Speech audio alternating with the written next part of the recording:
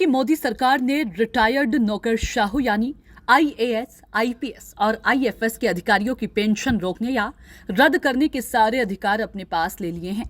केंद्र सरकार ने ऑल इंडिया सर्विसेज यानी डेथ कम रिटायरमेंट बेनिफिट्स रूल्स 1958 में संशोधन किया है। इस नए संशोधन के अनुसार अगर रिटायर्ड आईएएस, आईपीएस और आईएफएस अधिकारी किसी गंभीर अपराध में सजा पाते हैं या कदाचार के गंभीर मामले में दोषी पाए जाते हैं तो उनकी पेंशन को केंद्र सरकार रोक या रद्द कर सकती है।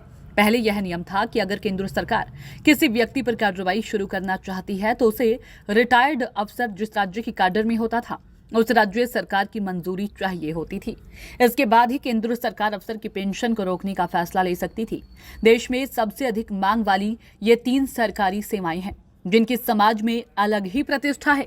ऑल इंडिया सर्विसेज यानी डेथ कम रिटायरमेंट बेनिफिट्स रूल 1958 में संशोधन किए जाने से अब केंद्र सरकार बिना राज्य सरकार की मंजूरी के ही अफसर के खिलाफ कार्रवाई कर सकती है। नियमों में इस संशोधन को लेकर उन कई रिटायर्ड नौकरशाहों ने सरकार की आलोचना की है, जो अक्सर सरकार की कार्रवाइयों और नीतियों पर सवाल उठाते रहे हैं। रिटायर्ड आईएएस, आईपीएस और आईएफएस अफसरों को डर है कि ये नया संशोधन अस्पष्ट है और इसका इस्तेमाल रिटायर्ड सिविल सेवा के अफसरों की पेंशन पर तलवार लटकाकर उनके सार्वजनिक रूप से बोलने पर पूरी तरह प्रतिबंध लगाने के लिए किया जा सकता है।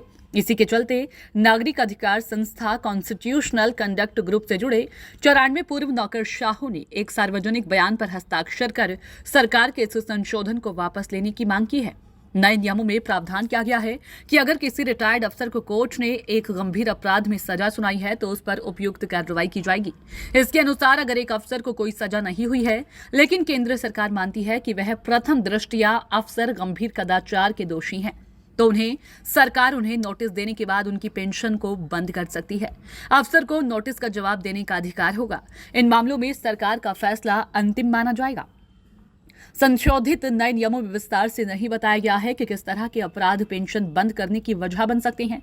जिन गंभीर अपराधों का जिक्र किया गया है उनमें संवेदनशील सरकारी सूचनाओं की सुरक्षा को सुनिश्चित करने वाले ऑफिशियल सीक्रेट एक्ट 1923 के तहत आने वाले अपराध भी शामिल है, लेकिन इनसे जुड़े अधिकारी अपने विभाग से संबंधित ऐसी कोई भी सामग्री प्रकाशित नहीं कर सकते या कोई संवेदनशील सूचना जाहिर नहीं कर सकते जो भारत की सुरक्षा के लिए खतरा पैदा करे।